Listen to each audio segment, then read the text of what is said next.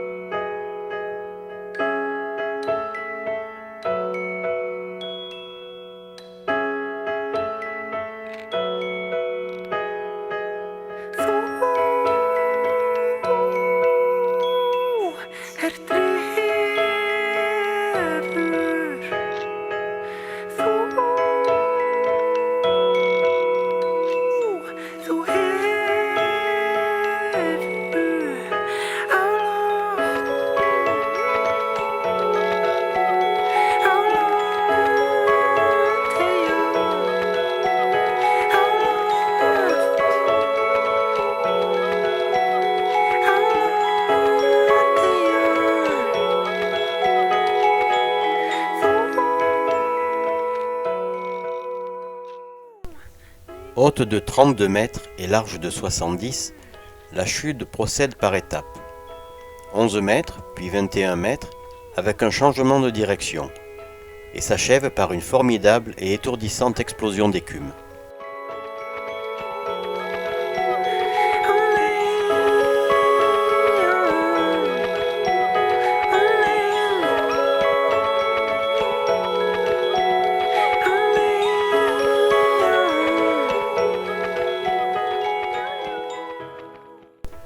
La rivière poursuit ensuite sa route entre les orgues basaltiques de gorges longues de 2,5 km qu'elle creuse depuis des siècles.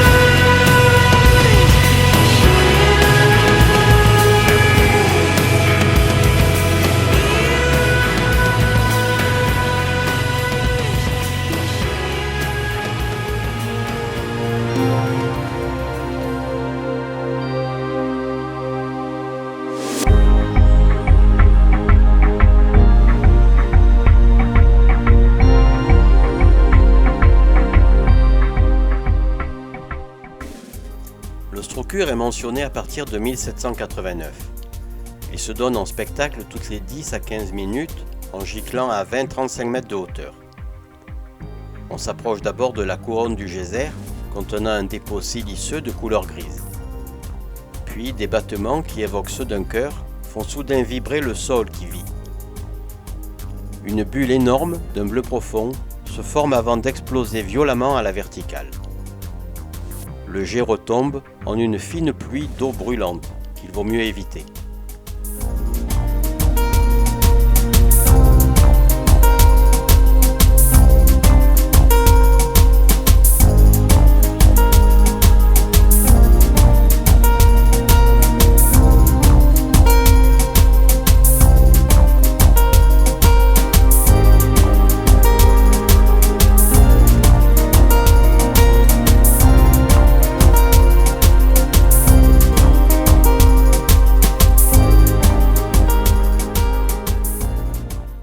Le Grand Geyser est le plus impressionnant. Il jaillit à nouveau depuis 2000 après plusieurs décennies d'un sommeil forcé et projette une colonne d'eau haute de 15 à 25 mètres, malheureusement à un rythme très irrégulier, 2 à 3 par jour seulement.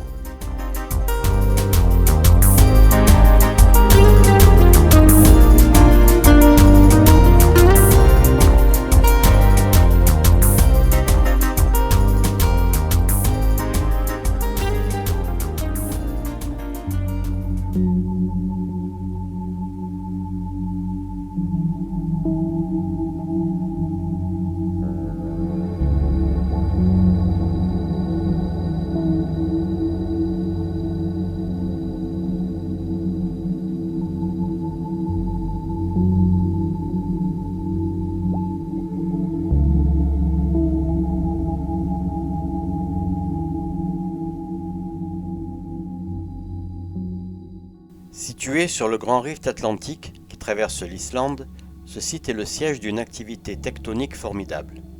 C'est un fossé d'effondrement marquant le mouvement de l'écorce terrestre écartelée entre les plaques eurasiennes et nord-américaines, lesquelles s'éloignent de 5 mm par an.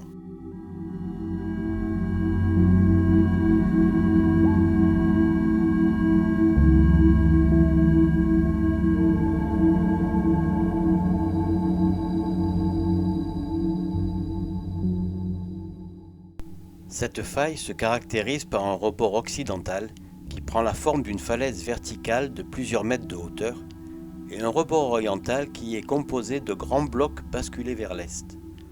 Le fond du fossé, appelé graben, a un fond plat composé d'éboulis ou d'un sol herbacé.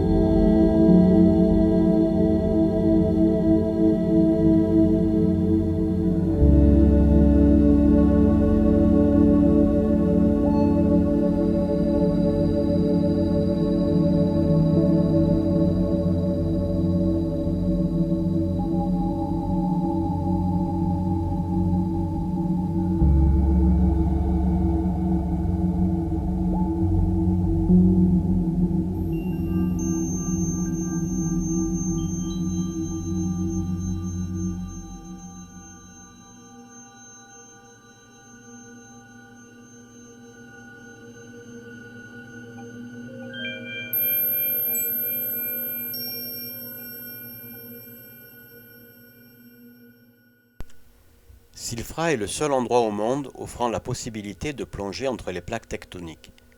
Certains n'hésitent pas à plonger dans une eau comprise entre 2 et 4 degrés. Moi aussi j'ai plongé, la main.